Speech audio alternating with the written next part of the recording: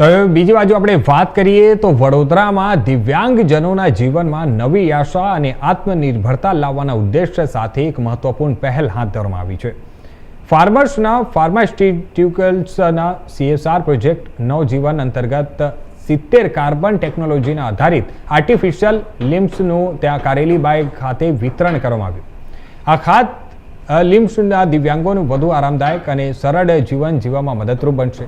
ફાર્મર્સના ફાર્માસ્યુટિકલ્સના CSR ઉપક્રમ project નવજીવન અંતર્ગત વડોદરાના Baroda Cheshire home ખાતે 70 કાર્બન આર્ટિફિશિયલ લિમ્બ્સના વિતરણનો કાર્યક્રમ યોજાયો હતો।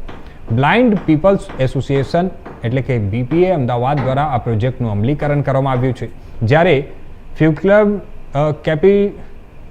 કેપિટલિસ્ટિંગ CSR સ્ટ્રેટેજિક પાર્ટનર તરીકે જોડાયું છે।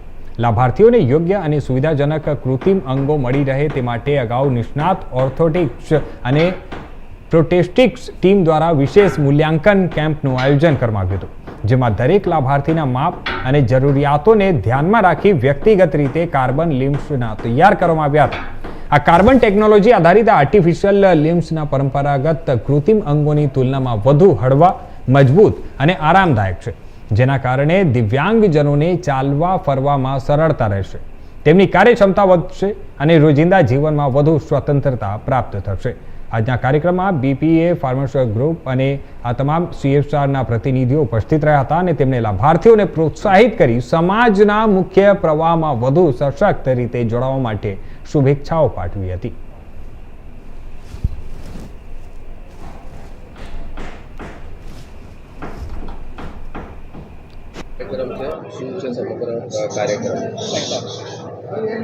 આજે આજનો કાર્યક્રમ છે આર્ટિફિશિયલ લિમ્બ ડિસ્ટ્રીબ્યુશન નો કાર્યક્રમ છે અને આજે કાર્યક્રમ રાખવામાં આવ્યો છે જે બ્લાઇન્ડ પીપલ એસોસિએશનના સહયોગથી અને ફાર્મસન બેઝિક ડ્રગ પ્રાઇવેટ લિમિટેડ જે વડોદરા ખાતે કાર્યરત છે એમના સહયોગથી આ સમગ્ર આયોજન કરવામાં આવેલું છે અને આજે લગભગ આર્ટિફિશિયલ લિમ્બ 70 લાભાર્થીઓને આપણે ડિસ્ટ્રીબ્યુટ કરવાના છીએ, જે બહુ ખૂબ જ આનંદની વાત છે।